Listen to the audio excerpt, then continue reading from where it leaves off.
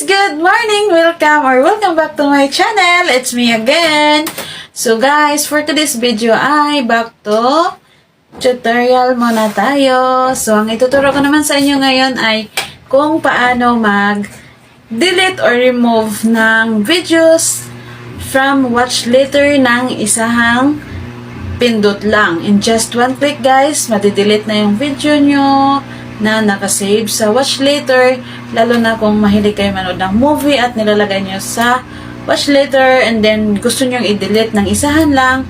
Ito guys, para sa inyo to. So, bago tayo mag-start, intro, pasok!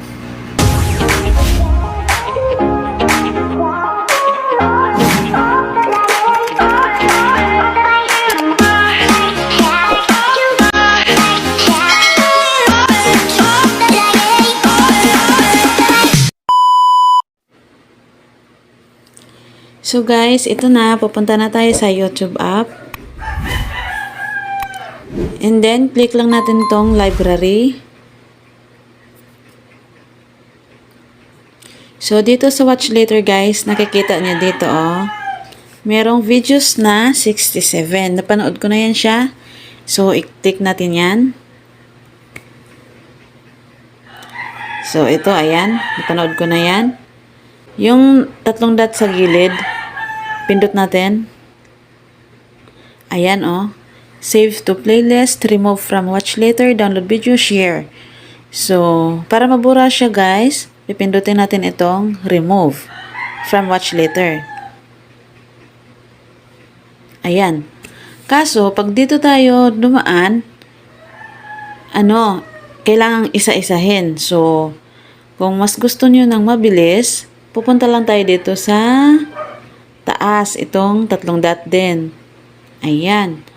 And then, i-click lang natin itong remove watch videos. Ayan. Ayan This will remove all watch videos from watch later. So, remove lang natin.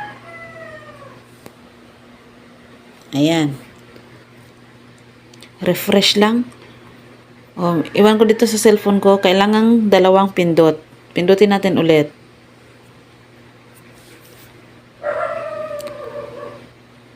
So, ayan guys.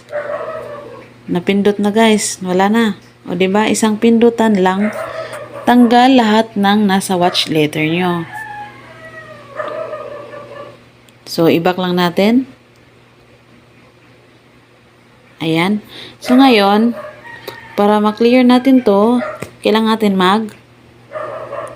clear watch history and search history. Yan. I-clear lang natin to. Punta lang tayo sa profile.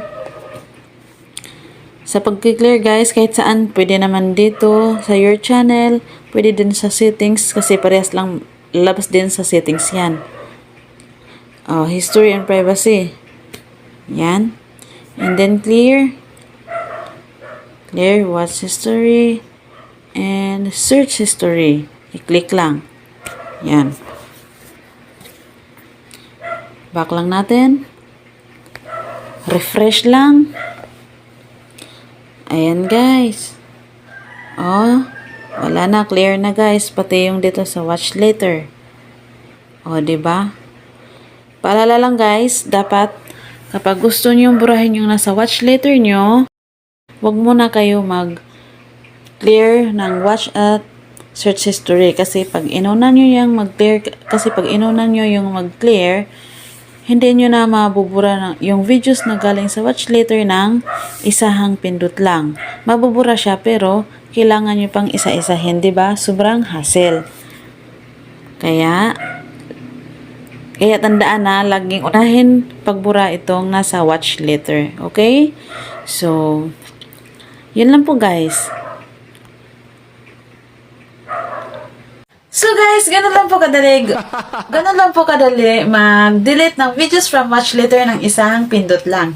Diba? Mabilis lang siya guys. So, kung nakatulong po sa inyo ang video ito, huwag po kalimutan mag-like. At sa mga bago sa channel ko, paki-subscribe na din po at i-click na rin po ang notification bell para always po kayong updated sa mga upcoming uploads ko. So, that's all for today guys. See you in my next vlog. God bless us all. Bye!